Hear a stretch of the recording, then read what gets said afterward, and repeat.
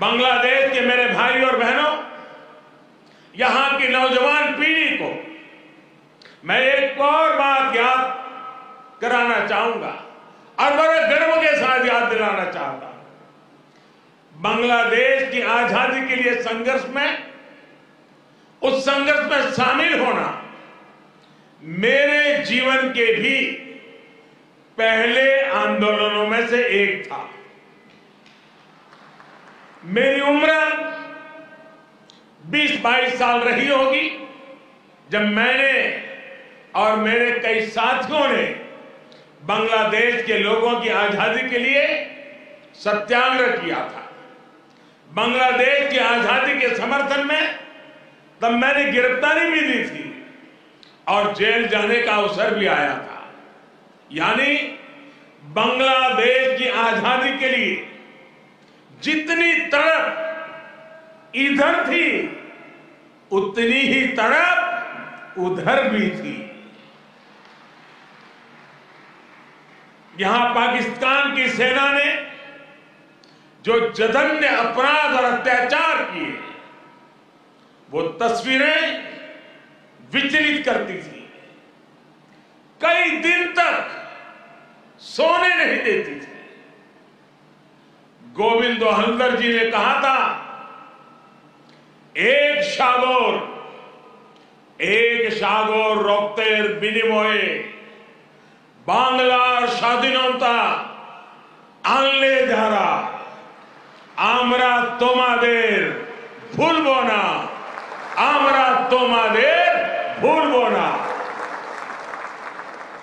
यानी जिन्होंने अपने रक्त के सागर से बांग्लादेश को आजादी दिलाई, हम उन्हें भूलेंगे नहीं, हम उन्हें भूलेंगे नहीं। बंधुगण, एक निरंकुश सरकार अपने ही नागरिकों का जनसंहार कर रही थी। उनकी भाषा, उनकी आवाज, उनकी पहचान को कुचल रही थी। ऑपरेशन सर्चलाइट की उस क्रूरता को, दमन और अत्याचार के बारे में विश्व में उतनी चर्चा नहीं की है जितनी उसकी चर्चा होनी चाहिए थी। बंधुगण, इन सबके बीच यहां के लोगों और हम भारतीयों के लिए आशा की किरण थे बंगबंधु शेख मुजीबुर रहमान। बंगबंधु के हौसले ने, उनके नेतृत्व ने यह तय कर दिया था कि कोई भी ताकत बांग्लादेश को गुलाम नहीं रख सकती। बंगबंधु ने ऐलान किया था, এবারের সংগ্রাম আমাদের মুক্তির সংগ্রাম। এবারের সংগ্রাম স্বাধীনতার সংग्राम। इस बार संग्राम मुक्ति के लिए है, इस बार संग्राम आजादी के लिए है। उनके नेतृत्व में यहां के सामान्य मानवी, पुरुष हो या स्त्री हो, किसान, नौजवान, शिक्षक, कामगार, सब एक साथ आकर मुक्ति वाहिनी बन गए। और इसलिए आज का यह अवसर मुझीब से बंगबंधु के विजन, उनके आदर्शों, उनके साहस को याद करने का भी दिन है। ये समय चिरो विद्रोही को, मुक्ति युद्धों की भावना को फिर से याद करने का समय है। बंधुगण, बांग्लादेश के स्वाधीनता संग्राम को भारत के कोने कोने से, हर पार्टी से, समाज के हर वर्ग से समर्थन प्राप्त था। तत्कालीन प्रधानमंत्री श्रीमती इंदिरा गांधी जी के प्रयास और उनकी महत्वपूर्ण भूमिका सर्वविदित है।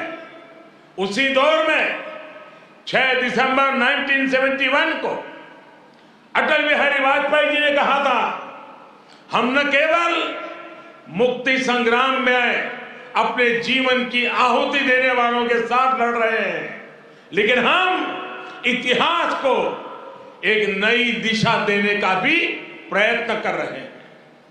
आज बांग्लादेश में अपनी आजादी के लिए लड़ने वालों और भारतीय जवानों का रक्त साथ साथ बह रहा है।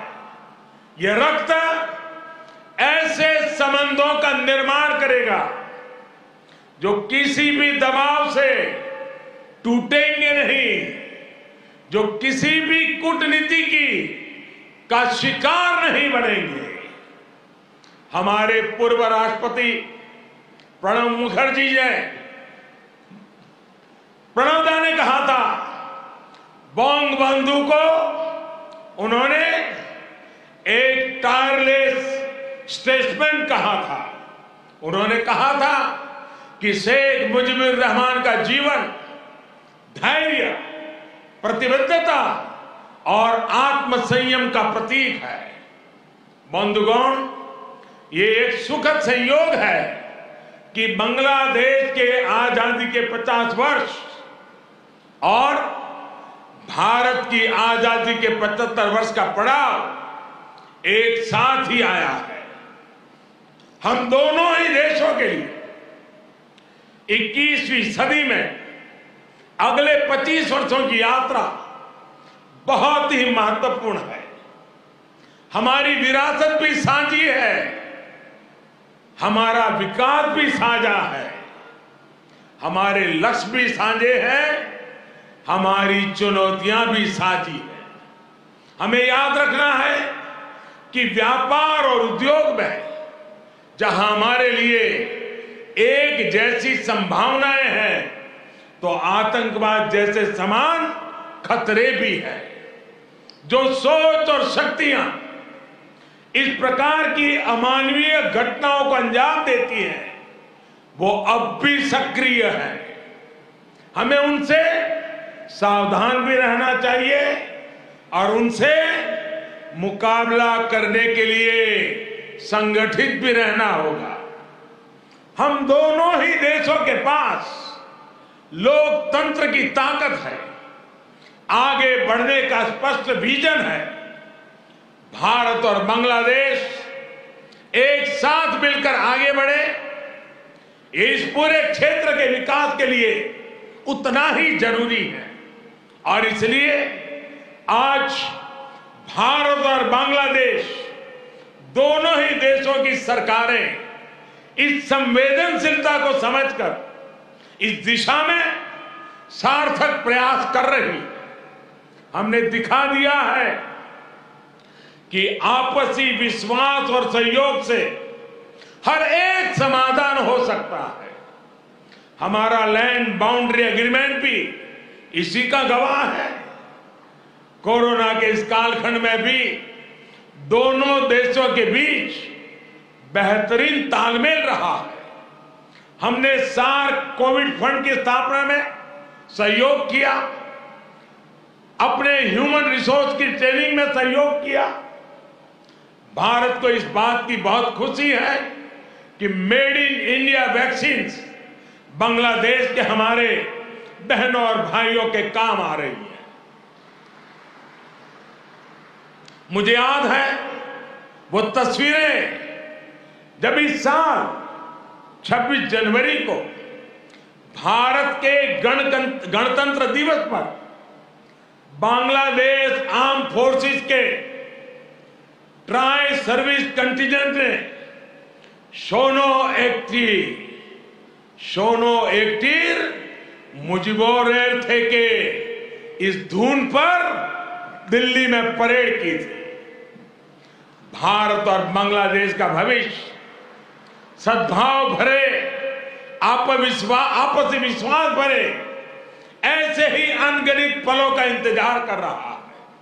साथियों, भारत बांग्लादेश के संबंधों को मजबूत करने के लिए दोनों ही देशों के यूथ में बेहतर कनेक्ट की भी उतना ही आवश्यक है।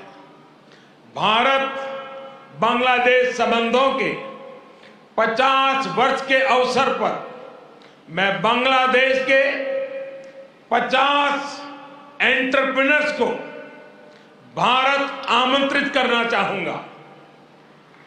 ये भारत आए, हमारे स्टार्टअप और इनोवेशन इकोसिस्टम से जुड़े वेंचर कैपिटलिस्ट से मुलाकात करें। हम भी उनसे सीखेंगे, उन्हें भी सीखने का अवसर मिलेगा। मैं इसके साथ साथ बांग्लादेश के युवाओं के लिए सुवर्णो जयंती स्कॉलरशिप की घोषणा भी कर रहा हूं। साथियों, बंगबंधु शेख मुजीबुर रहमान जी ने कहा था, बांग्लादेश इतिहासे স্বাধীন রাষ্ট্র হিসেবে টিকে থাকবে বাংলাকে দাবিয়ে রাখতে পারে এমন কোন শক্তি নাই। बांग्लादेश स्वाधीन होकर रहेगा। किसी में इतनी शक्ति नहीं है कि बांग्लादेश को दबा करके रख सके। बंगबंधु का यह उद्घोष बांग्लादेश के अस्तित्व का विरोध करने वालों को चेतावनी भी थी और बांग्लादेश के सामर्थ्य पर विश्वास भी था। मुझे खुशी है कि शेख हसीना जी के नेतृत्व में बांग्लादेश दुनिया में अपना दमखम दिखा रहा है। जिन लोगों को बांग्लादेश के निर्माण पर ऐतराज था, जिन लोगों को बांग्लादेश के अस्तित्व पर आशंका थी, उन्हें बांग्लादेश ने गलत साबित किया है। साथियों, हमारे साथ काजी नजरुल इस्लाम और गुरुदेव रविंद्रनाथ ठाकुर की समान विरासत की प्रेरणा है। गुरुदेव ने कहा था, काल नहीं आमादेर हाथे काराकारी कोरे ताई शबे मिले देरी कारो नहीं शहे को भू। यानी हमारे पास गंवाने के लिए समय नहीं है, हमारे पास बदलाव के लिए आगे बढ़ना ही होगा। अब हम और देर नहीं कर सकते। ये बात भारत और बांग्लादेश दोनों पर समान रूप से लागू होती है। अपने करोड़ों लोगों के लिए, उनके भविष्य के लिए, गरीबी के खिलाफ हमारे युद्ध के लिए, आतंक के खिलाफ लड़ाई के लिए हमारे लक्ष्य एक है। इसलिए हमारे प्रयास भी इसी तरह एकजुट होने चाहिए। मुझे विश्वास है भारत बांग्लादेश मिलकर तेज गति से प्रगति करेंगे। मैं एक बार फिर इस पावन पर्व पर बांग्लादेश के सभी नागरिकों को अनेक अनेक शुभकामनाएं देता हूं और हृदय से आप सभी का बहुत बहुत धन्यवाद करता हूं। भारत बांग्लादेश मैत्री चिरंजीवी हो। इन्हीं शुभकामनाओं के साथ मैं अपनी बात को समाप्त करता हूं। जय बांग्ला, जय हिंद। आंतरिक धन्यवाद भारतेर माननीय प्रधानमंत्री के तार मूल्यवान